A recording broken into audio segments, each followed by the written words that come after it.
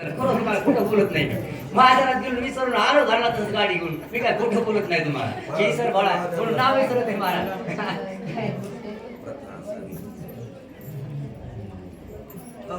बुका लावल्याची जागा सोडून आता बुका तुम्ही लावीच ना बुका लावीच हो ना प्रभु रामचंद्र भगवान की जय पवन सुत हनुमान स्वामी महाराज की जय शांति ब्रह्म एकनाथ महाराज की जय पार्वते पते हर हर हर हर महादेव त्यांना लगेच का नाही ते आणि सांगितलं नाही. सुरुवातीला कृपेचे जेवे कापणे, तेरा मेनवरीले जाणे. काकाचे देखणे पण जाण, जो तो जाण सोयवाणी. प्रभु रामचंद्र भगवान की जय श्री गणेशाला वंदन नाथ माऊलीच्या चरणी नतमस्तक ऐकणारे सर्व श्रोते मंडळी वाचक सूचक यांच्या चरणाशी नतमस्तक होऊन कथेचं अनुसंधान नाथ माऊली ऐकणाऱ्या श्रोते मंडळीला परिहार देतात. गंधर्व रूपी कावळा आहे. कावळा हिंडणारा फिरणारा कावळा नाही. गंधर्वानं कावळ्याचं रूप घेतलं आणि सीता देवीवर झडप मारली आणि तो कावळा त्रिभुवनामध्ये हिंडला. सप्त पाताळ स्वर्ग मृत्यू तिन्ही पाताळात हिंडला. कैवारी कोणी भेटला नाही. अहो चूक करण्याचा कोण पाठिंबा त्या ठिकाणी देईल. चूक केली जगन माता असणारी सीता देवी आणि सीता देवीवर वाईट नजरेनं झडप मारली. त्याला कोण जवळ करील.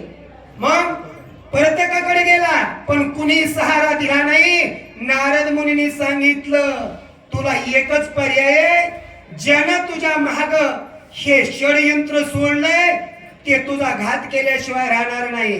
जर तुझं मरण चुकवायचं असेल तर या त्रिजगात दुसरा कोणी चुकवू शकत नाही. त्या रामाला जाऊन शरण जा. मग शरण आलेला आहे परंतु रामाने सोडलेली शिबिका त्या परत फिरत नाही. शरणागत आलाय म्हणून तटस्थ उभी राहिली. कावळ्यावर जात नाही, रामाकर परत येत नाही. अशी त्या ठिकाणी तटस्थ उभी राहिली.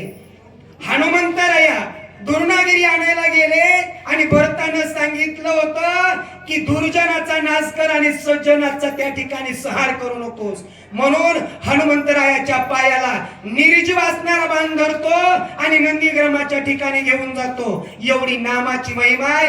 मग शरणागत आलाय, शरणागताचं वाचवणं, त्याची त्या ठिकाणी शरणागती पत्करणं हे सूर्यवंशाचं कुळ आहे, कुळाचं भूषण आहे. म्हणून प्रभू रामचंद्र त्या ठिकाणी सीता देवीच्या म्हणण्यावर प्रभू रामचंद्र मान्य करणार होते परंतु सीता देवीच्या मुखातून शब्द निघले रामा शरण आलाय आणि तुमच्या कुळाचं ब्रीद वाक्य शरण आलेला मरण नाही. म्हणून त्याचा जीव वाचवा. तो जीव वाचवण्यासाठी शरण आलेला आहे. मग राम त्या ठिकाणी हसले आणि त्याला म्हणले तू आता भिवू नकोस, मी तुला माफ करत आहे. परंतु माझी सोडलेली जो बाण आहे, जो शिबिका आहे ती परत येत नाही, परत घेत नाही. त्याच्यासाठी तुझ्या 10 इंद्रियापैकी 1 इंद्रियाचा घात करावा लागेल. त्याच्यातला कोणता अवयव देतोस. तर कावळेनं सांगितलं रामा जे करीन ते भरीन. दुसऱ्याला शिक्षा काय म्हणून द्यायची. डाव्या डोळ्यानं काय केलं म्हणलं वाईट नजरेनं बघितलं आणि बघितल्यामुळं त्या नजरेमुळं हे वाईट कृत्य घडलंय. मग त्याला शिक्षा दे, दुसऱ्याला शिक्षा नको. मग रामाने शिबिका ती तटस्थ झालेली होती. शिबिका गेली डोळ्यामध्ये घुसली आणि डोळ्याचा त्या ठिकाणी प्राण गेलेला, डोळा गेला. परंतु प्रभू रामचंद्राच्या त्या शिबिकेचा महिमा कसा आहे. कावळेला आपला डोळा गेला याचं भान राहिलं नाही. कावळा बेभान झालेला आहे. रामाच्या पदस्पर्शाने आपला जो पापी अवयव तो जातोय याचं भान तो विसरला. काहीच कळेना. चापून बघतोय तर डोळा नाही. मग त्या ठिकाणी रामाला म्हणला रामा कलंका लागल. दोघाला बी या ठिकाणी प्रायचित भोगावं लागल. दोघाला नाव टुटेल. मग रामाने सांगितले कावळे ऐक म्हणले तू पापी जरी असलास तरी शरण आलेला आहेस म्हणून तुला चांगला मार्ग सांगतो. एकाच भूगोळ आहे म्हणले 2 साईडला त्या ठिकाणी फिरल आणि तुला सत्यजाची नजर प्राप्त होईल असं त्या ठिकाणी रामाने वरदान कावळ्याला दिलेलं आहे. दशाच्या पिंडासी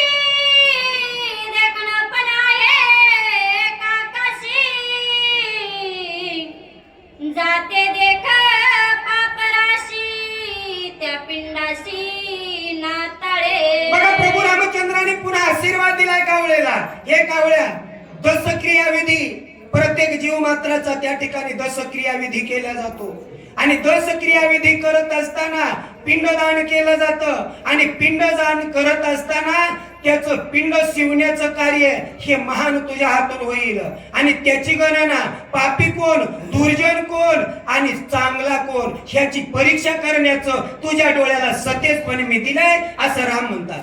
श्रीराम कृपे स्वतः पाप पुण्याचे देखणे पण काकाशी पावले संपूर्ण दश चिन्ह जग देखे. बघा दश चिन्ह म्हणजे कोणतं? दश क्रियाविधीचं चिन्ह सर्व जग पाहतंय. आपण पिंडदान त्या ठिकाणी करत असताना पिंड समोर टेकले जातोय, कावळा येतो भावतालून हिंडतो, त्या ठिकाणी चोंच बुडवत नाही, त्यावेळेस आपण त्या ठिकाणी तळमळ करत असतो की पिंड शिवतो की नाही अशी जीवाला तळमळ लागते. परंतु ती जी रामाची शिबिका काढी ना ती काडी जवळ येऊ देत नाही. पाप आणि पुण्याची पारख करण्याचं सामर्थ्य त्या कावळ्याला रामाने वरदान दिलंय. म्हणून कावळा काय करतो, जवळ येतो आणि टणकून उडी मारून बाजूला जातो, त्यावेळेस शिबिका आडवी येते बघा. आणि म्हणून कावळा बाजूला जातो आणि ते कार्य राम वरदान त्या कावळ्याला देतात. चुंचने चुंबलेसी त्यासी त्याने मुखे बक्षिले निर्यासी रामे देखले दिल्या डोळ्यासी पाप पुण्यासी त्याने देखे. बघा पाप आणि पुण्य कशामुळं? प्रभू रामचंद्राची कृपा झाली, पापी परंतु कृपा देवाची झाली आणि देवाच्या कृपेमुळं चोंचीनं जरी सीता देवीच्या मुखाला चुंबन घेतलं असं, मुखावर तोंड ठेवलेलं आहे, परंतु कृपा दृष्टीनं रामानं पाहिलेलं शरण आलेलं आहे. म्हणून त्याला पाप आणि पुण्य हे दोघांची तुलना करण्याचा अधिकार रामाने कृपा दृष्टीनं कावळ्याला दिलेला आहे. आशिया परी रघुनंदने काकाचे निवारिले मरणे वाचविला देखणेपणे समाधाने सुखी केला. कावळ्याला समाधान झालं. मरणाची बाई प्रत्येकाला आहे, प्रत्येक जण मरणाला भेटतो. वृद्ध होऊ द्या नाही तर तरुण असू द्या, भीती प्रत्येकालाच आहे. किती जरी त्या ठिकाणी धरणीवर पडलेला असला, उठता येत नसलं, नजरेन दिसत नसलं तरी पण समाधान वाटतं. जवळ येऊन बोलावं आणि मला समाधान होतंय असं वृद्धाचं पण होतंय, तरी मरू वाटत नाही. मग कावळा म्हणतोय या रामानं कृपा केली आणि माझं मरण चुकवलंय.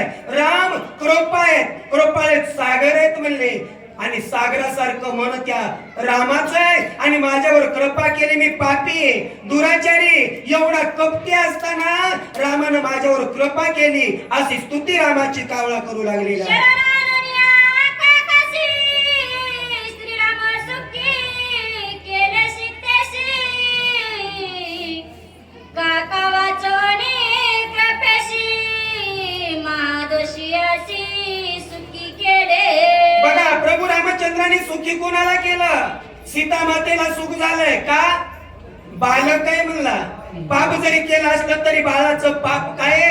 अहो लहान बालक आहे, मांडीवर जर शी केली तर मांडी कापत नाही, धुवून काढतात. मग तसं माईचं त्या ठिकाणी सागरासारखं मन आहे आणि सीता देवीने सांगितलं रामा ते बालक म्हणताय, चुकलं म्हणताय, मग माफ करा. हे सीता देवीचा शब्द आहे म्हणून रामाने सीता देवीला सुख दिलं आणि कावळा असणारा पापी तरी त्याला समाधान झालंय. जरी डोळा गेला असला तरी मरण चुक